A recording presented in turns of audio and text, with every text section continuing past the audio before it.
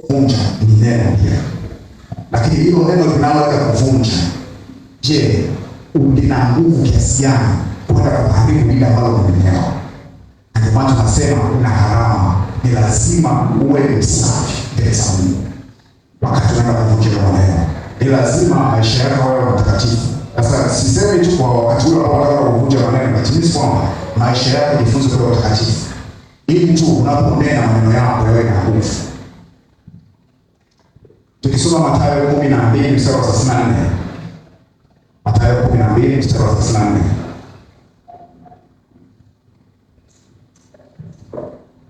Neno la Mungu linasema, enyi wazao wa nyoka, mwawezaje kunena mema mkiwa wabaya? Maana kinywa cha mtu huyanena yaongezayo moyo wake.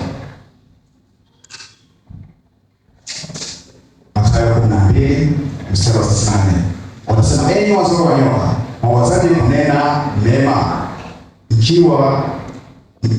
mkiwa wabaya? Maana kinywa cha mtu huyanena yaongezayo moyo wake. Ndio maana nikasema utakatifu wa wakati wote. Huu utakusaidia sana kujirudi katika maneno yako, kwa sababu kabla ile neno kutoka ndani ya moyo wako, tayari kuna hukumu utaisikia, na kuna kitu kitakuzuia. Nguvu ya Mungu itakuzuia iliyo ndani yako, lakini ukiwa huna nguvu ya Mungu, maile itakutoka tu, kwa sababu hakuna kitu ambacho kinaweza kukuzuia katika kuleta. Kwa hiyo unatakiwa kuwa na nguvu ya Mungu, maisha yako yawe matakatifu, ili uongozwe na Roho Mtakatifu, uongozwe na Mungu. Na ukiwa na nguvu ya Mungu, huna wasiwasi katika kutamka kwako, hutakuwa na wasiwasi hata katika kuomba kwako. Hutakuwa na wasiwasi kwa sababu unaamini kila utakalolinena linakuwa na nguvu ya kutenda. Lina uwezo kuleta majibu ambayo tunasema ni majibu ambayo ni positive. Hebu tusome Luka 8:24. Luka 8:24 inasema, wakamwendea wakamwamsha wakasema, Bwana mkubwa, Bwana mkubwa, tunaangamia. Akaamka akaukemea upepo na msukosuko wa maji, vikakoma, ukawa shwari. Hapo unaweza kusema huyu Bwana ni kwa sababu ni Yesu, huyu ni kwa sababu ni Mungu. Lakini kinachofanya kazi hapa ni imani na nguvu iliyoko ndani yake. Kumbuka alituma ambao ndio kufanya kazi hii, na kazi hii ilikuwa katika kutukomboa sisi. Sasa tuachane na Yesu, tuende kusoma Yoshua 10:12. Sababu unaweza kusema wao kwa sababu ni Yesu akuwa mwanadamu wa kawaida. Twende kwa Yoshua aliyekuwa anaishi maisha matakatifu, mtumishi wa Mungu. Ndipo Yoshua 10:12. Ndipo Yoshua akanena na Bwana katika siku hiyo ambayo Bwana aliwatoa Waamori mbele ya wana wa Israeli, akasema mbele ya macho ya Israeli, wewe jua simama kimya juu ya Gibeoni, na wewe mwezi simama katika bonde la Ayalon. Na tunaambiwa vyote vifanyaje? Vilitii, kwa sababu huyu mtu alikuwa ni mtakatifu mbele za Mungu na alikuwa amebeba nguvu ya Mungu. Kwa hiyo katika kutamka kwake hakuwa na wasiwasi, kwa sababu anaamini Mungu atatenda. Tunakuonyesha nguvu ya neno jinsi ilivyo, na hasa wewe ambao unaamini Mungu, linda sana kinywa chako juu ya yale ambayo unajinenea mwenyewe katika maisha yako. Ndio maana tunapenda kusema sana maisha magumu ni wewe. Ndio maana utakiwa nitopo leo upate unafuu, kwa sababu nasema maisha magumu. Kumbuka kitu kimoja, sisi wanadamu tumeletewa kitaki kwa dunia. Na ni kwa nini maneno yako yanakuwa na hatia mbele za Mungu? Hapo ndio utaelewa sasa. Kila unachokifanya wewe mwanadamu, shetani yupo anaanzia macho. Kuitwa mshtaki mtu ambaye anapeleka lawama, malalamiko, yaani kila wakati yupo na anatetemeka kama simba kwenye njaa, angurumaye. anasubiria mtu ili aweze kufanyaje? Kummeza. Usudi la shetani sio wewe ufanikiwe.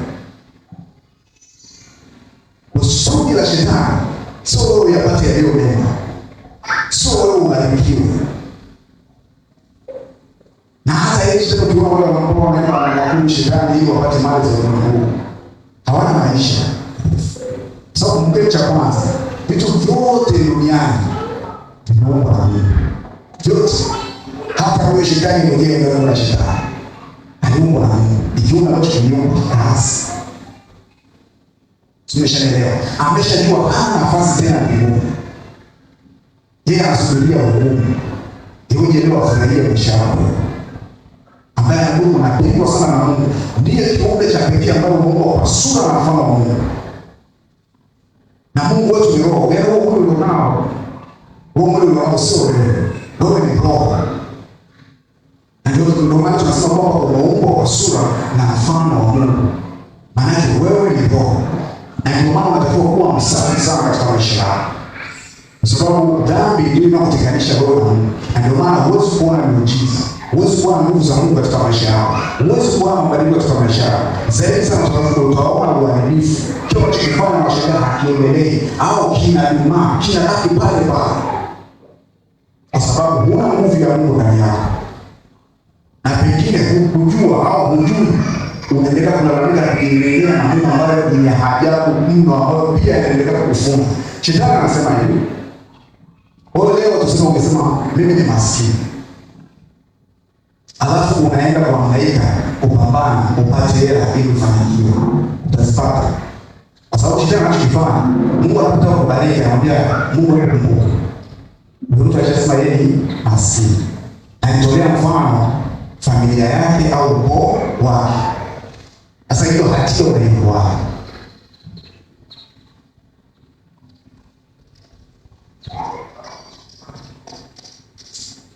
Ndio tusikilize. Unajua, unaweza kuona ni kitu cha kawaida, kila maneno au neno lina nguvu sana. Sana. Kumbuka hata Mungu kwa ulimwengu huu litumika neno. Na neno kama ulikuwa ujui, neno lina uhai, pumzi ya uhai. Ndio maana linaleta mabadiliko. Ndio maana nikutamkia katika imani wewe unapona. Nikutamkia katika imani wewe kama ulikuwa unataka kufanikiwa unafanikiwa. Lakini ndio unapaswa kuamini. Lazima maisha yako yawe matakatifu. Naweza nikaa naambia hapa kumbe naambia jiwe kwa lionekana. Kwa sababu dhambi tushakuwa inamtenga mtu na kumwombea kama wewe unajisikia kwa kinywa chako. Ukaamua kutubu. Huwezi kupokea mengi. Na ndio maana watu wanagarama wanaenda kanisani kuombewa kitafuta mafanikio. Hayapati kwa sababu gani hayapati mafanikio? Ni kwa sababu hajaruhusu moyo wake. Hajaruhusu moyo wake au maisha yake kuwa matakatifu mbele za Mungu. Amen. Tukisoma Yohana 1:1 na 5. Mtu anaweza kusoma isaidie.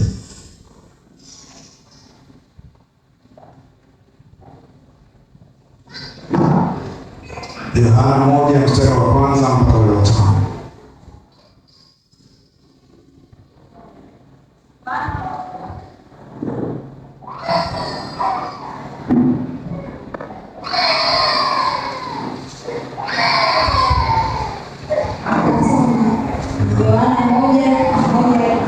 5. Hapo mwanzo kulikuwako neno, naye neno alikuwako kwa Mungu, naye neno alikuwa Mungu. Huyo mwanzo alikuwako kwa Mungu. Vyote vilifanyika kwa huyo, wala pasipo yeye hakikufanyika chochote kilichofanyika. Ndani yake ndimo ulimokuwa uzima, nao ule uzima ulikuwa nuru ya watu, nayo nuru yang'aa gizani, wala giza halikuiweza. Kwa hiyo tuone nguvu ya maneno tunayosema, hasa sisi ambao tunamwamini Mungu. Kwa sababu neno ndio chimbuko la maneno yote. Amen. Ndio maana unahitajika kuwa mtakatifu sana. Na kwa sababu tunaambiwa tuzuie vinywa vyetu visinene hiyo laana, tusilani. Na ndimi zetu tusichunge visinene mabaya, sinene hivyo. Kwa nini anasema hivyo? Kwa sababu wewe una asili ya Mungu ndani yako. Yaani una asili ya Mungu ndani yako, maana umeumbwa kwa sura na mfano wa Mungu. Mungu atakupa nguvu ya kutawala vyote vilivyopo duniani. Mungu atakupa nguvu ya kuvimiliki vyote vilivyopo duniani. Ndio maana ulikuwa wa mwisho kuumbwa. Na baada ya kuumbwa wewe ndipo Mungu akaamua kupumzika sasa. Ujione jinsi ambavyo wewe ni wa thamani. Ujione jinsi ambavyo una nafasi kubwa sana. Na ndio maana hata shetani sometimes anashangaa sana. Mtu anaenda kumsujudia, unatoa nafsi yako ili uweze kuvimiliki vitu vya duniani. Kumbe umeshakuwa na Mungu. Lakini kwa sababu gani? Utambui iliyo kweli ya Mungu. Neno la Mungu ulisoma, nafsini mwako hujamweka Mungu apende neno mwenyewe, hakusaidii katika maneno yako. Kwa sababu mweka Mungu maana yake Mungu atatawala kinywa chako, atatawala maneno, usemi wako Mungu atautawala. Lakini kwa sababu hujamweka Mungu, wewe kila linalokuja, hata kama ni pango la adui, utanimena, utanipanda ndani yako. Na kumbuka neno linakwenda kutengeneza madhabahu. Hiyo madhabahu ndio ambayo inakwenda kufanya wewe uwe na hatia. Madhabahu ya maneno ya neno inakwenda kutengenezea wewe hatia. Inakwenda kutengeneza wigo, kingo, yani baina yako wewe na yale mema ambayo Mungu amekusudia.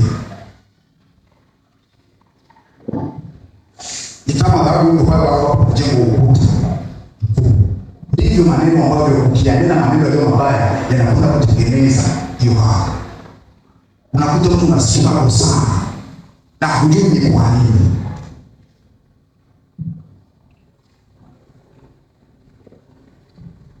Ndio maana Mungu anataka sisi tuwe watakatifu. Anapendezwa na roho ambazo zimepondeka, zimevunjika, zilizojaa nguvu na uwepo wake. Kwa sababu anajua katika hilo matamshi yako yatakuwa matamshi ambayo yenye baraka, si kwa wewe tu, na hata kwa wale wengine watakao watamkia. Maneno ya kinywa chako yatakuwa na nguvu, na uvuvio wa Roho Mtakatifu.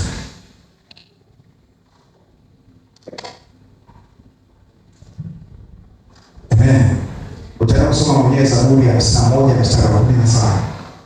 Utaona Mungu anapendezwa na harusi iliyopondeka. Maana Mungu anachotamani zaidi ni roho iliyo ndani ya moyo wako, sio mwili. Na ndio maana tunaambiwa tutapanda kuvikwa mwili mpya. Wewe ni roho. Jitahidi sana maisha yako kuwa matakatifu ili unene yaliyo mema. Uweze kuomba yaliyo mema. Uache kulalamika, maombi ya kulalamika. Mungu wana mimi ni kama panzi tu, na wewe utakuwa panzi. Sisi wanasema mtu ajionelea lazima anenavyo mtu ndio anenavyo nafsini mwake. Ndivyo alivyo nafsini mwake. Si ndio? Wewe unafikiri hiyo kama wewe uko mtakatifu ndani ya Mungu, hivi tunaendelea leo madhaifu. Ni Mungu, huwezi kuendelea leo madhaifu. Kwa sababu roho yako ikijazwa nguvu, roho yako ikijazwa nguvu za Mungu, hata mwili wako wenyewe utasense ile nguvu yako nayo. Na mwili wako wenyewe utakosa nguvu ya kucontrol. Kwa sababu gani? Kuna roho ndani iliyopondeka, roho safi. Kwa hiyo mwili huwezi kuweka katika mambo ambayo ni ya ajabu, haiwezi. Hata akili yako huwezi kuamulia. Kwa hiyo utakuta hata seli zako Mungu anazitawala, zinatawaliwa. Kumbuka hata Yesu alisema kwamba tutatenda yaliyo makubwa kuliko, kwa sababu anaitambua nafasi ya binadamu. Mungu tuna nafasi kubwa sana. Shida kubwa sisi kutokujitambua. Na kila siku tunakuwa watu ambao ni wa kulalamika mbele za Mungu, kulalamika mbele za watu. Kumbuka neno lako, neno la Mungu lina matokeo chanya na mema ndani ya maisha yako. Na maneno yako vivyo hivyo, ile inategemea kumeanena katika upande wako, upande wa uharibifu au upande wa mema. Kama utakuwa umenena katika upande ambao ni uharibifu, ndugu yangu, sawa, kwa sababu wewe una asili ya kiungu ndani yako, maana yake ndicho kitakachoumbika ndani yako.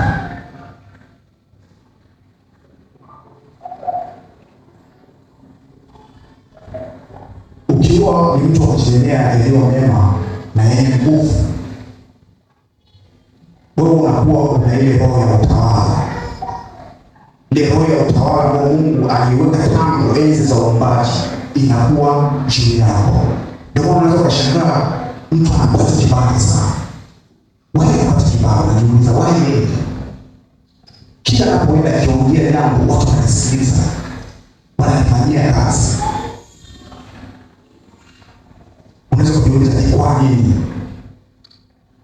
Ni kwa sababu huyu mtu ametambua na maneno yake yana nguvu. Ana nguvu ambayo semi zake zina uwezo wa kuwafanya watu wengine wote wakamsikiliza yeye.